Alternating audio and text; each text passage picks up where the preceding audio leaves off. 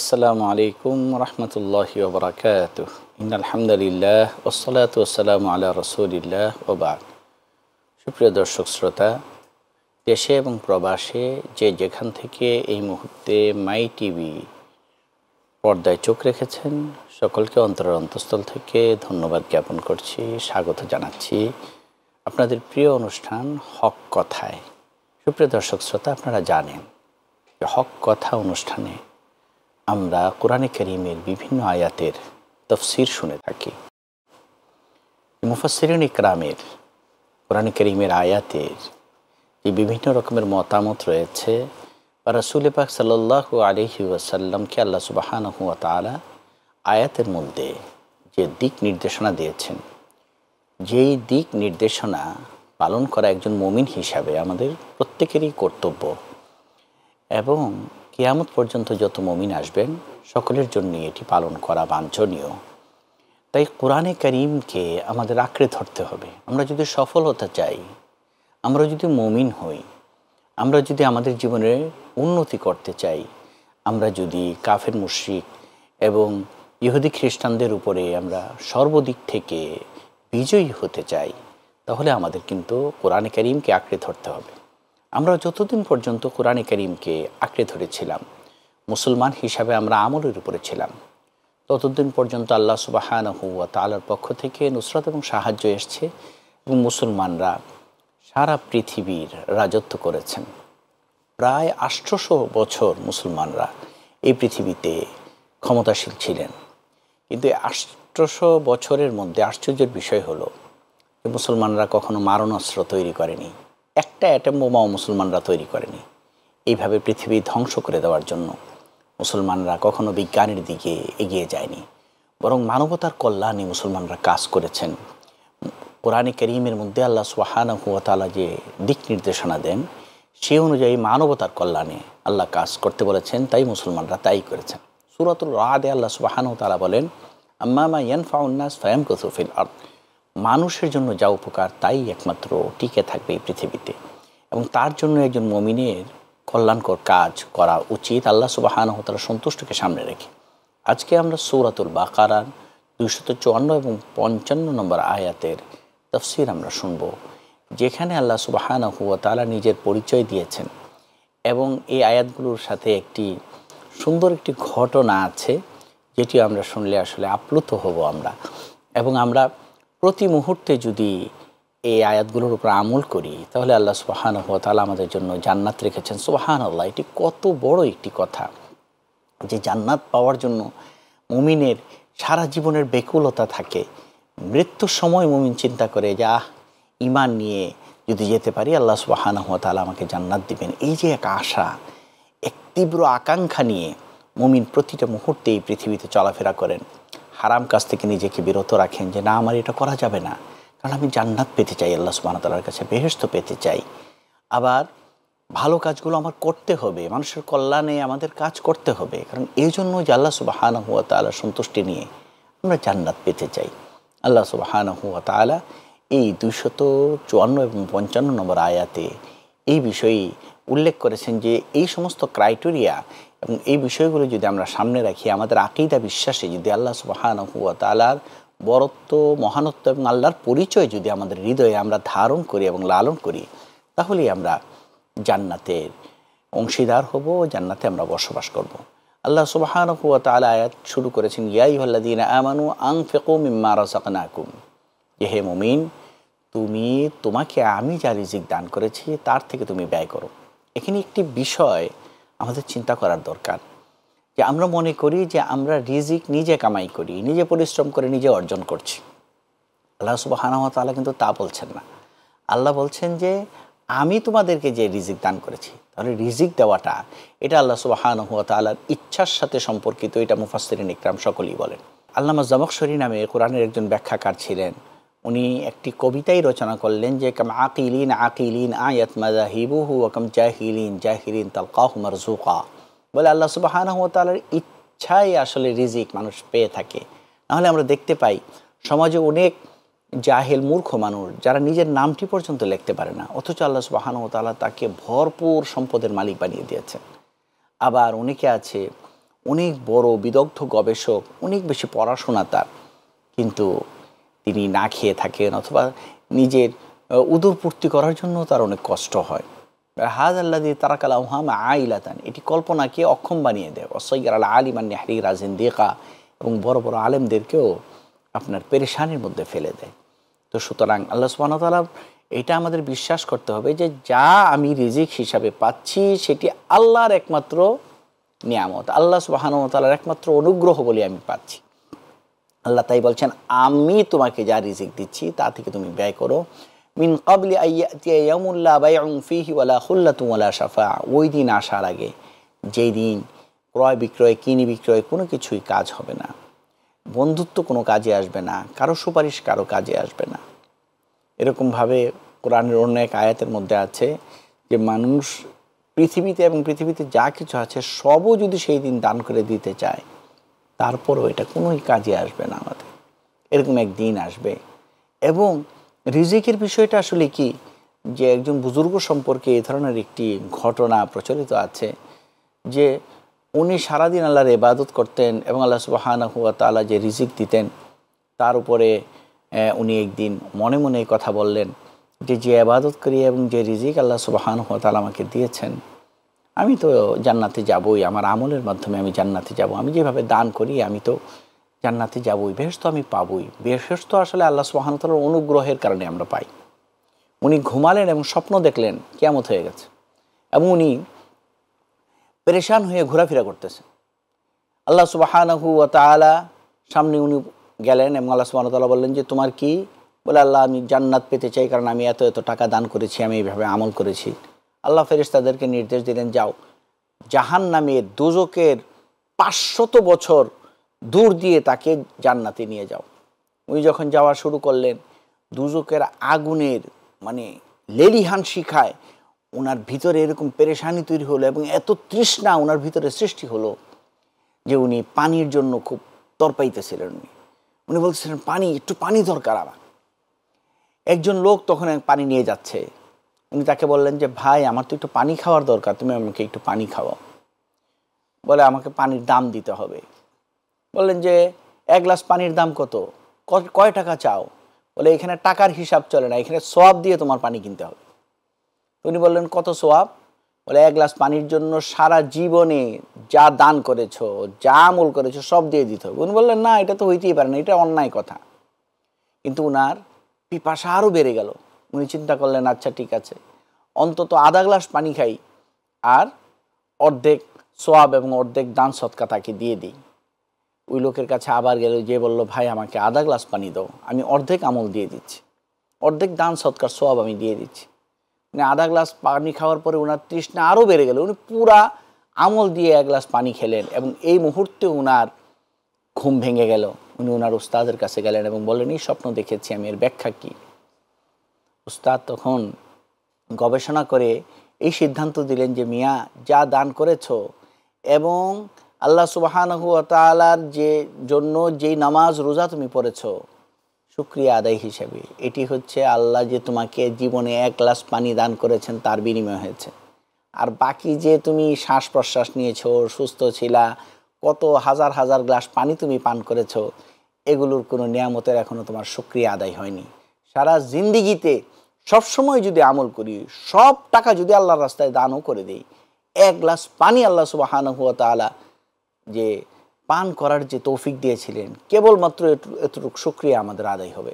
তাই আল্লাহ সুবহানাহু ওয়া তাআলা বলছেন যে ভয় করো, কারণ যে আল্লাহ সুবহানাহু ওয়া তাআলাকে এইভাবে ভয় না করবে, এইভাবে বিশ্বাস না রাখবে যে আল্লাহই সব কিছু দেন আমাকে, আমি নিজে কেবলমাত্র আল্লাহ পরিশ্রম করতে বলেছেন বলে পরিশ্রম করি, কিন্তু দিবেন তো একমাত্র জাত আল্লাহ সুবহানাহু ওয়া তাআলা। এই বিশ্বাস যদি না রাখতে পারি, আল্লাহ সুবহানাহু ওয়া তাআলা বলেন, আল কাফিরুনা হুমুজ জালিমুন, কাফেররা হচ্ছে একমাত্র জালেম এবং পাপাচারী, তারাই কিয়ামতের দিন কঠোর শাস্তি তারা ভোগ করবে। সুতরাং বান্দা, তুমি বাহ্যিকভাবে যেভাবে আল্লাহ সুবহানাহু ওয়া তাআলার জন্য দান করবে সন্তুষ্টির জন্য, তুমি নামাজ পড়বে, ঠিক অনুরূপভাবে তোমার দিলটাকে, তোমার হৃদয়টাকে অভ্যন্তরীণভাবেও তুমি চিন্তা করবে যে এটা একনিষ্ঠভাবে আল্লাহ সুবহানাহু ওয়া তাআলার জন্য হচ্ছে কিনা।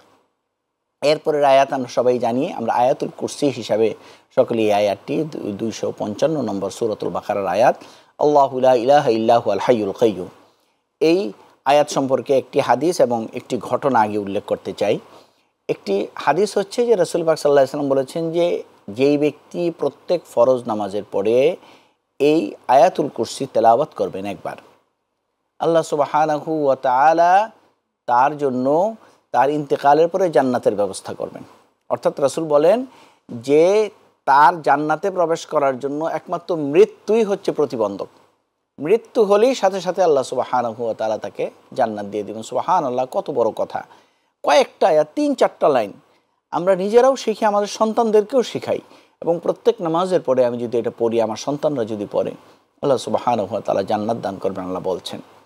দ্বিতীয় বিষয়টি হচ্ছে এখানে একটি ঘটনা এখানে উল্লেখ আছে যে হযরত আবু হুরায়রা রাদিয়াল্লাহু তাআলা আনহু থেকে বর্ণিত যে রাসূল পাক সাল্লাল্লাহু আলাইহি ওয়াসাল্লাম একদিন গনিমতের মালের হেফাজতের রাত্রে পাহারাদারির দায়িত্ব দিয়েছিল হযরত আবু হুরায়রা রাদিয়াল্লাহু তাআলা আনহু। আবু হুরায়রা রাদিয়াল্লাহু তাআলা আনহু গনিমতের যে মালগুলো ছিল সেখানে দাঁড়িয়ে উনি রাত্রে পাহারাদারি করছিলেন। চিন্তা করলেন, আমাদের মতো না, আমরা তো চিন্তা করি যে রাত্রে যদি জেগে থাকতেই হয় তাহলে মোবাইলে ফেসবুকে চলে যাই, ইউটিউবে চলে যাই, বিভিন্ন রকমের চ্যাটিং করি আমরা আমাদের বন্ধুবান্ধবদের সাথে। কিন্তু সাহাবা ইকরাম তো আমলের প্রতি খুব উদ্গ্রীব ছিলেন। উনি চিন্তা করলেন যে ঠিক আছে, তাহলে আমি যেহেতু কোরআনের হাফেজ, আমি নামাজে দাঁড়িয়ে যাই। উনি যে নামাজে দাঁড়িয়ে গেলেন এবং নামাজ পড়ছিলেন, তখন দেখলেন যে এক ব্যক্তি এসে গনিমতের মাল চুরি করছে। হযরত আবু হুরায়রা রাদিয়াল্লাহু তাআলা আনহু তাকে চটজলদি ধরে ফেললেন, নামাজ ছেড়ে দিয়েই ওনাকে ধরে ফেললেন যে তুমি গনিমতের মাল চুরি করছো কেন? এটা তো রাসূল পাক সাল্লাল্লাহু আলাইহি ওয়াসাল্লামের আমানত। সে তখন বলল যে ভাই, আমার ছেলে পেলে, আমার সন্তানাদি সবাই না খেয়ে আছে, আমাকে একটু যদি সহযোগিতা করতে তাহলে আমি একটু খেতে পারতাম, এই জন্য আমি গনিমতের মাল নিতে এসেছি এইভাবে। হযরত আবু হুরায়রা রাদিয়াল্লাহু তাআলা আনহু তখন তাকে বলল যে তোমাকে আমি রাসূল পাক সাল্লাল্লাহু আলাইহি ওয়াসাল্লামের কাছে নিয়ে যাবো, কারণ তুমি চুরি করছো। বলল আমাকে আজকে ছেড়ে দাও, আমি আর কোনো দিন আসবো না। তো রাসূল পাক সাল্লাল্লাহু আলাইহি ওয়াসাল্লাম ওই চোরকে হযরত আবু হুরায়রা রাদিয়াল্লাহু তাআলা ছেড়ে দিলেন। ছেড়ে দেওয়ার পরে যখন সকাল হলো, রাসূল পাক সাল্লাল্লাহু আলাইহি ওয়াসাল্লাম এখন আবু হুরায়রা রাদিয়াল্লাহু তাআলার দিকে তাকিয়ে জিজ্ঞেস করলেন যে গত রাত্রে যে চোর এসেছিল তার সাথে তুমি কী আচরণ করেছ? আবু হুরায়রা রাদিয়াল্লাহু তাআলা বিস্ময় বোধ করলেন যে রাসূল পাক সাল্লাল্লাহু আলাইহি ওয়াসাল্লাম কীভাবে জানলেন? উনি বললেন যে রাসূল, আমাকে সে বলেছে তার পরিবার পরিজন না খেয়ে আছে, এই জন্য ইয়া করতে এসেছিল, আমি আপনার কাছে নিয়ে আসতে চেয়েছি। উনি খুব উজর খাই করলেন, তো আমি তাকে ছেড়ে দিয়েছি। রাসূল হেসে বললেন সে আবার আসবে। দ্বিতীয় রাত্রে আবার হযরত আবু হুরায়রা রাদিয়াল্লাহু তাআলা আনহু এমন পাহারা দিচ্ছিলেন, ওই লোক আবার আসলো, সে আবার চুরি করছে। তো হযরত আবু হুরায়রা রাদিয়াল্লাহু তাআলা তাকে আবার ধরে ফেললেন। বলল ভাই, আমার মা বাবা না খেয়ে আছে এখন, এসে বললেন। উনি বললেন তোমার আজকে ছাড় নাই, তোমাকে আমি রাসূল পাক সাল্লাল্লাহু আলাইহি ওয়াসাল্লামের কাছে বেঁধে নিয়ে যাবই। উনি বলল যে ভাই আজকে আমাকে ছেড়ে দেন, আমি আর কোনো দিন চুরি করব না। হযরত আবু হুরায়রা রাদিয়াল্লাহু তাআলা ছেড়ে দিলেন। সকালবেলা আবার রাসূল পাক সাল্লাল্লাহু আলাইহি ওয়াসাল্লাম জিজ্ঞেস করলেন যে তোমার সাথে গত রাত্রে যে চোরের দেখা হয়েছিল তার সাথে তুমি কী আচরণ করেছো? আবু হুরায়রা রাদিয়াল্লাহু তাআলা বললেন ওর মা বাবা না খেয়ে আছে বলেছে বলে আমি তাকে ছেড়ে দিয়েছি রাসূল। রাসূল বললেন ঠিক আছে, কিন্তু ও আবার আসবে। তৃতীয় দিন আবার ওই লোক আসলো এবং চুরি করতে লাগলো। রাসূল পাক সাল্লাল্লাহু আলাইহি ওয়াসাল্লাম হযরত আবু হুরায়রা রাদিয়াল্লাহু তাআলা আনহু তাকে ধরলেন এবং বললেন যে আজকে তোমার আর ছাড় নাই, আজকে তোমাকে আমি রাসূল পাক সাল্লাল্লাহু আলাইহি ওয়াসাল্লামের কাছে বেঁধে নিয়ে যাবই। বললেন ভাই আমাকে ছেড়ে দাও, আমি খুব অন্যায় কাজ করেছি, আমি বুঝতে পারি নাই। হযরত আবু হুরায়রা বললেন যে না, তোমার আর কোনো মুক্তি নেই। উনি বললেন আমাকে যদি তুমি ছেড়ে দাও তাহলে তোমাকে আমি একটা আমলের কথা বলবো। হযরত আবু হুরায়রা রাদিয়াল্লাহু তাআলা আনহু উদ্গ্রীব হলেন যে হ্যাঁ, কি বলো তাহলে কি আমল? উনি বললেন যে যেই ব্যক্তি সকালে এবং রাত্রে এই আয়াতুল কুরসি তেলাওয়াত করে ঘুমোবে, তাকে মানুষের মধ্য থেকে এবং জিনের মধ্য থেকে কেউ ক্ষতি করতে পারবে না, কোনো সেহের, কোনো জাদুমন্ত্র কিছু কাজে লাগবে না তার। সুবহানাল্লাহ। এটি শেখার পরে হযরত আবু হুরায়রা রাদিয়াল্লাহু তাআলা আনহু তাকে ছেড়ে দিলেন এবং সকালে আসলেন। রাসূল পাক সাল্লাল্লাহু আলাইহি ওয়াসাল্লাম আবার জিজ্ঞেস করলেন যে ওই চোরের সাথে তোমার কী মুআমালা হয়েছে? বললেন রাসূল, আমাকে সে একটা ইয়া শিখিয়েছেন, একটা আমল শিখিয়েছেন। বলে কি? বলে যে আয়াতুল কুরসি পড়বে ঘুমানোর সময় এবং সকালবেলা উঠে, তাকে কেউ কোনো ক্ষতি করতে পারবে না, জিন্নাতের মধ্য থেকেও না, মানুষের মধ্যেও থেকে না। অনেক সময় আমাদের কিন্তু সমাজে ব্ল্যাক ম্যাজিক হয়, আমরা বলি ওকে জাদু করেছে, ওকে জাদুটনা করেছে, এই করেছে। এগুলি কিচ্ছু কাজে আসবে না যদি ঘুমানোর সময় এবং সকালবেলা উঠে যদি আমরা আয়াতুল কুরসি তেলাওয়াত করি। রাসূল পাক সাল্লাল্লাহু আলাইহি সাল্লাম বললেন যে এই লোকটা কে ছিল তুমি জানো? আবু হুরায়রা বললেন না। বলে শয়তান ছিল, শয়তান তোমাকে ইলম দিয়েছে। তো সে তো মিথ্যাবাদী, কিন্তু এই আমলের ব্যাপারে যে কথাটি বলেছে সেটি সত্য। সুবহানাল্লাহ। তো সাহাবা ইকরামের কাছে শয়তান এসছে, কিন্তু আমাদের মতো ধোঁকা দেওয়ার জন্য না। প্রথমে ধোঁকা দেওয়ার চেষ্টা করেছে, কিন্তু যখন দেখেছে যে সাহাবা ইকরাম পরিবর্তন হওয়ার মতো নয়, বিভিন্নভাবে তাকে আবেগ আপ্লুত করার চেষ্টা করেছে, তারপরে কিন্তু একটা ভালো আমল, শয়তান পর্যন্ত মুসলমানকে, সাহাবা ইকরামকে ভালো আমল শিখিয়েছে। তো আমাদের জন্য এটি একটি সিম্বলিক, একটি পাওয়ার হবে যদি আমি এবং আমার সন্তানরা এই আমল করি, যে প্রত্যেক দিন ঘুমানোর আগে এবং ঘুম থেকে উঠে আমরা যদি আয়াতুল কুরসি পড়ি। কোনো ব্ল্যাক ম্যাজিক, কারো নজরও একটা মারাত্মক জিনিস। অনেক সময় আছে মানুষ নজর দিয়ে দেয়, বলে আপনার সন্তানটা অনেক সুন্দর, তো মাশাল্লাহ। মাশাল্লাহ বলা হয়নি, বলে অনেক সুন্দর, একবার রাজপুত্রের মতো। পরের দিন থেকেই দেখা যায় যে আমার সন্তানের হয়তো পেট খারাপ করে ফেলেছে, জ্বর উঠেছে। এগুলো কিন্তু নজর ও হাক্কুন। রাসূল পাক সাল্লাল্লাহু আলাইহি ওয়াসাল্লাম বলছেন যে মানুষের চোখের যে একটা অভিশাপ আছে, এটি কিন্তু সত্য, এটি হাদিস দ্বারা প্রমাণিত। এবং এই জন্য আমরা সকলে দোয়া করব যে আউযু বিকালিমাতিল্লাহি তাম্মা ওয়া মিন শাররি কুল্লি শাইতানিন ওয়া হাম্মা ওয়া মিন কুল্লি আইনিন লাম্মা। এই দোয়া কিন্তু আমরা পড়ব। তো আয়াতুল কুরসিতে আল্লাহ সুবহানাহু ওয়া তাআলা নিজের পরিচয় আসলে তুলে ধরেছেন যে আল্লাহ সুবহানাহু ওয়া তাআলা হচ্ছে চিরঞ্জীব, আল হাই আল কাইয়ুম, যিনি চিরস্থায়ী একজন। লা তাখুযুহু সিনাতু ওয়া লা নাওম। আল্লাহর পরিচয় হচ্ছে যে আল্লাহ সুবহানাহু ওয়া তাআলাকে কখনোই তন্দ্রা আচ্ছন্ন করে না, ঘুম আচ্ছন্ন করে না। লাহু মা ফিস সামাওয়াতি ওয়া মা ফিল আরদ। আকাশ এবং জমিনের মধ্যে যত ক্ষমতা আছে সব আল্লাহ সুবহানাহু ওয়া তাআলার। মান যাল্লাযী ইয়াশফাউ ইনদাহু ইল্লা বিইذনি। কে আছে এমন যে আল্লাহর অনুমতি ছাড়া আল্লাহ সুবহানাহু ওয়া তাআলার সামনে কারো ব্যাপারে সুপারিশ করতে পারে? যে রাসূল পাক সাল্লাল্লাহু আলাইহি সাল্লাম, যিনি সৃষ্টিজীবের মধ্যে সর্বশ্রেষ্ঠ আল্লাহ সুবহানাহু ওয়া তাআলার মাখলুকের মধ্যে, উনারও আল্লাহ সুবহানাহু ওয়া তাআলার কাছে অনুমতি নিয়ে তারপরে সুপারিশ করতে হবে। আল্লাহর হাবিব হওয়ার পরেও সুপারিশ করার জন্য অনুমতি লাগবে। ইয়ালামু মা বাইনা আইদিহিম ওয়া মা খালফাহুম। আল্লাহ সুবহানাহু ওয়া তাআলা আমাদের ভবিষ্যৎ সম্পর্কে জানেন, আমাদের অতীত সম্পর্কে জানেন, সব কিছু আল্লাহ জানেন। ওয়ালা ইউহিতুনা বিশাইইন মিন ইলমিহি ইল্লা বিমা শা। যে আল্লাহ সুবহানাহু ওয়া তাআলার ইচ্ছায় সব কিছু হয়ে থাকে, সব কিছুর জ্ঞান তারা মানুষ অর্জন করতে পারে একমাত্র আল্লাহ সুবহানাহু ওয়া তাআলার ইচ্ছায়। ওয়াসিআ কুরসিয়ুহুস সামাওয়াতি ওয়াল আরদ। বলে আল্লাহ সুবহানাহু ওয়া তাআলার কুরসি এই আকাশ এবং জমিন এবং তার মধ্যে যা কিছু আছে সবগুলোকে পরিব্যাপ্ত করে রেখেছে। যে আমরা জানি জগৎটা কয়েক ধরনের। প্রথমে তো 7 আসমান আছে, এরপরে একটি আলম আছে যেটিকে আলমে আমর বলা হয়, এরপরে আরেকটি আলম আছে যেটাকে আলমে আরশ বলা হয়, এরপরে আরেকটি আলম আছে যেটাকে আলমে কুরসি বলা হয়। এবং তার উপরে আল্লাহ সুবহানাহু ওয়া তাআলার ক্ষমতা আমরা দেখতে পাই। আল্লাহ সুবহানাহু ওয়া তাআলা এখানে নিজের পরিচয় দিচ্ছেন, ওয়ালা ইয়াউদুহু হিফযুহুমা। এই আকাশ এবং জমিনের মধ্যে যা কিছু আছে এগুলোকে আল্লাহ সুবহানাহু ওয়া তাআলা যে হেফাজত করেন, এখানে আল্লাহ সুবহানাহু ওয়া তাআলা কখনো ক্লান্ত হন না।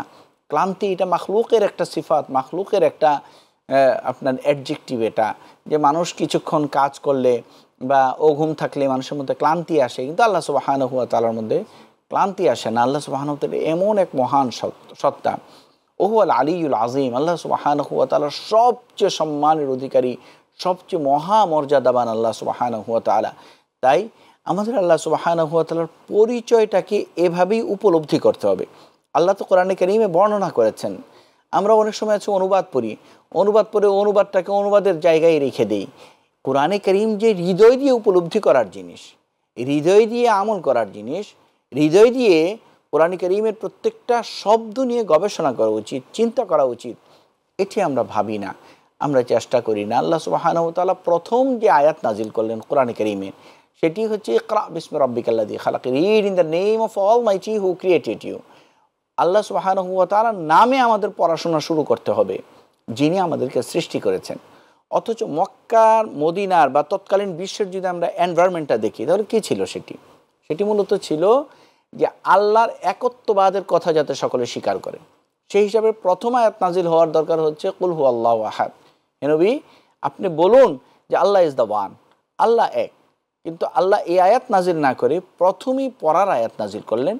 অর্থাৎ এই উম্মতের প্রধান দায়িত্ব হচ্ছে যে শিখতে হবে, পড়তে হবে। The more you read, the more you learn. যতই পড়বে মুমিন ততই তুমি শিখবে। তলাবুল ইলমি ফারিদাতুন আলা কুল্লি মুসলিম মুসলিমা। মুসলমান নরনারী প্রত্যেকের উপরেই জ্ঞান অর্জন করা আপনার ফরজ আল্লাহ সুবহানাহু ওয়া তাআলা করেছেন। তাই আমরা কোরআনে কারীম পড়ব এবং এর মর্ম উপলব্ধি করে আমল করার চেষ্টা করব। আল্লাহ সুবহানাহু ওয়া তাআলা আমাদের সকলকে তৌফিক দান করুক। আজকে এই পর্যন্তই। আগামী আবার কোনো অনুষ্ঠানে আপনাদের সাথে দেখা হবে। সেই পর্যন্ত আপনারা ভালো থাকবেন, সুস্থ থাকবেন। আমিন। ওয়া আখির দাওয়ানা আলহামদুলিল্লাহি রাব্বিল আলামিন। আসসালামু আলাইকুম ওয়া রাহমাতুল্লাহি ওয়া বারাকাতুহু।